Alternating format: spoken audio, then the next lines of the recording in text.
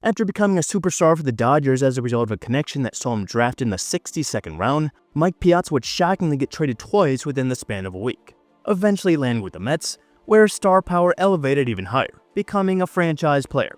So let's look at how Mike Piazza ended up on the Mets and his time in New York. Totally sports-esque. Major League. Mike Piazza's journey to the majors was nothing short of a miracle, and the most important person at the start of his career was Tommy Lasorda. His father Vince was good friends with Lasorda, who he grew up with, and this relationship gave him plenty of opportunity. He got hitting lessons from Ted Williams, he served as a bat boy in the Dodgers dugout, and even got to celebrate with the players after they won the pennant in 1977. And this connection was most important as Piazza looked to advance his career.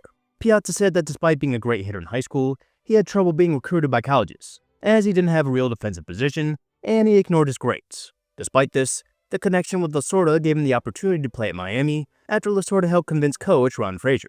And his freshman year, he got no playing time, and Lasorda stepped in to help him transfer to Miami-Dade North, which was a community college, where he would get to play in his sophomore year, and he hit .364, 3 home runs, and 29 RBIs. There, he played first base, but as he looked to where he's playing next, as Dade North is a 2-year program, Lasorda had Piazza work out as a catcher with a big league coach. And after receiving positive feedback, Lasorda told the Dodgers scouting director, "I want you to do me a favor. I want you to draft Michael Piazza." And so they did, all the way in the 62nd round. This looked like nothing more than a favor, but in his 4th season in the minors, he became the organization's top prospect, hitting .350 with 23 home runs and an OPS of 1,000. He made his major league debut on September 1st, 1992, and he went 1 for 3 with a double. He would start 1993 with the Dodgers, and he went on to have a breakout year, hitting 35 home runs, hitting .318 with a .932 OPS and a 7B WAR, good enough to make the All-Star team and win Rookie of the Year. And over the next 4 seasons, he would emerge as one of the best players in baseball and one of the most marketable. Over those 4 seasons, he would hit 132 home runs, hitting .342 with a .999 OPS and a 23.9B WAR, with 94-95 being shortened seasons. He made the All-Star team in all those years, and after finishing second in MVP voting in '96, he would finish second again in '97, after becoming the first catcher in MLB history to get 200 hits in a season.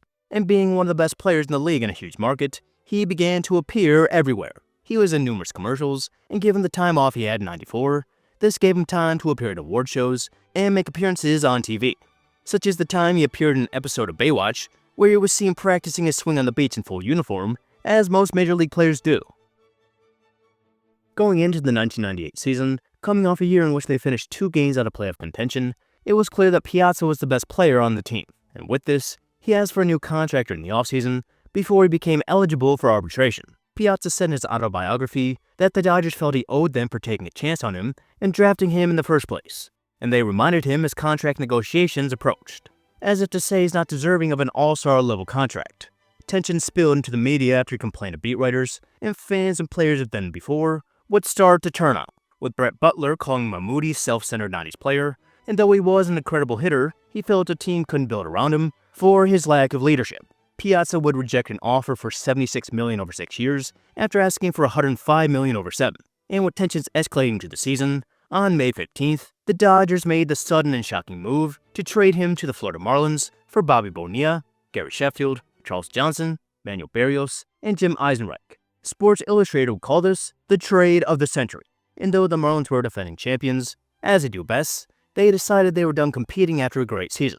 So with Piazza set to become a free agent, the question was, what was his next destination? And well, he wasn't going to have to wait long to find out. Mike Piazza in a Marlins jersey is a very strange sight, and the main reason for that is because he only played 5 games for the Marlins. And the whole time, there were a number of teams interested in trading for him, including the Rockies, the Red Sox, the Orioles, and the one that seemed most likely, in the Cubs. It would have been interesting to see prime Sammy Sosa and Mike Piazza in the same lineup, but as he was shocked just a week ago, he would be shocked once again when it turned out he was going to the New York Mets. This was a huge move for the Mets, and it was seen in John Franco, the all-time leader in saves in NL history, giving up his number 31, so Piazza would have it. Franco would say, "He's perfect for this city. He's young, single, a billboard kind of guy. Fifth Avenue is going to eat him up. He'll find out that if you're a favorite in New York, the fans will go crazy. It's going to be like when Reggie Jackson came to the Yankees. He's a marquee guy." Bobby Valentine would say they got instant credibility with the trade. not having a player of that caliber in a long time. And with this, they needed to sign Piazza for the long term. During his 137 games in New York in '98, he hit 23 home runs with a .348 average and a 1.024 OPS, making the All-Star team again, as the Mets finished 2 games out of first to miss the playoffs. But Piazza found a unique bond with Mets fans that was different than it was in LA. Fans lined up to meet him at the airport, and they bought tickets just to see him. But during the down part of his '98 season, he was met with boos from Mets fans and constant questions about his future there. The Mets calmed him down by announcing they wouldn't discuss contract negotiations until the offseason.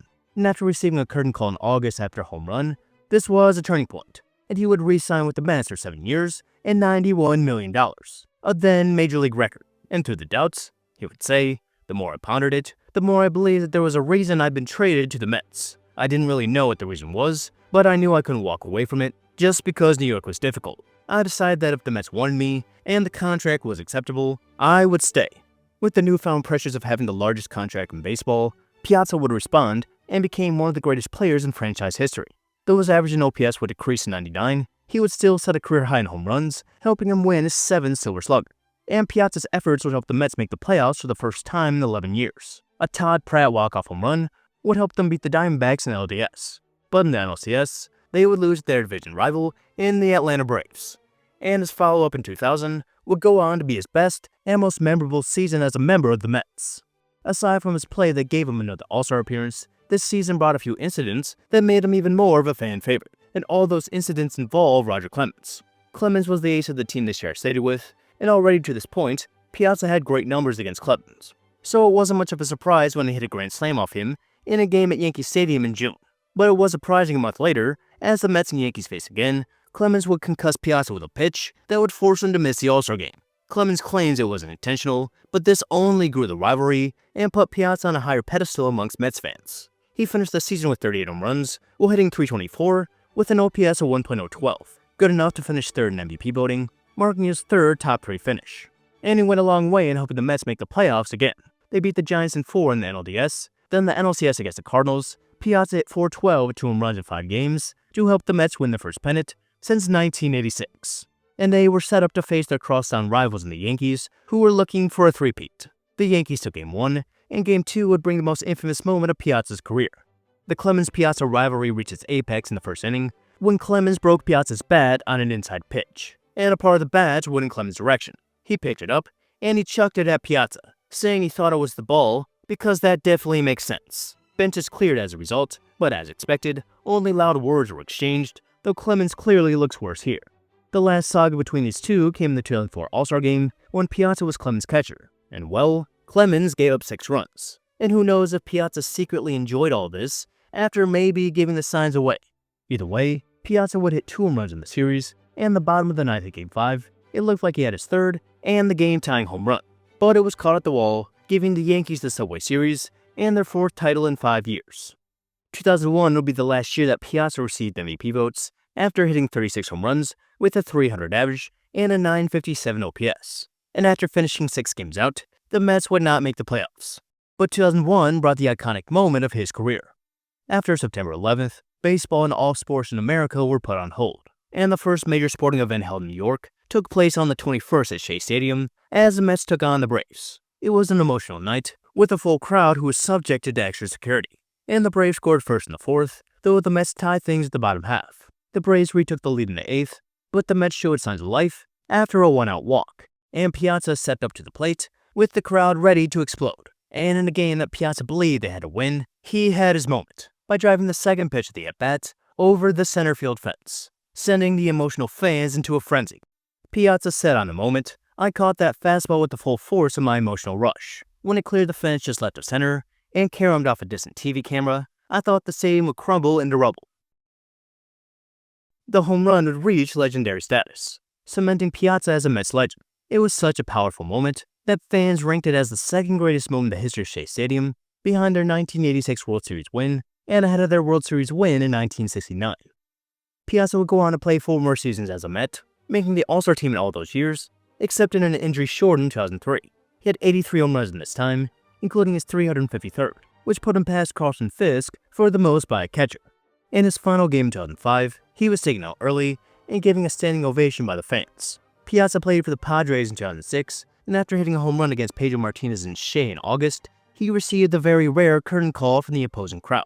He played one final season with the A's in 2007 before he would announce his retirement. Despite playing for 5 different teams, the Mets became the team most synonymous with Mike Piazza, and it seemed the fact that 7 years after throwing out the first pitch at Citi Field, he would be inducted into Hall of Fame as 4th ballot, wearing a Mets hat on his plaque. And considering this is where he had his most iconic moments and became a franchise icon, then it definitely makes sense. And it was here where he continued his marketability as he had in LA. He had numerous endorsements, and he even appeared in movies. There were estimates that he made upwards of $10 million in endorsements a year. For reference, aside from Shohei Ohtani, only Aaron Judge and Juan Soto made more than $5 million in endorsements this year. So financially, the trade that ended with him being traded for the second time in a week would definitely pay off. And without the team that took a chance on him, none of this would have happened, thanks in main part to his father's relationship with Tommy Lasorda. It would end up being the greatest late-round pick in maybe all of sports, considering it was in the 62nd round, and the Dodgers not being able to keep him in the long term came in part of them taking a chance. And after spending just 1 week as a Marlin, he became the greatest slice of Piazza New York has ever received. Ha ha!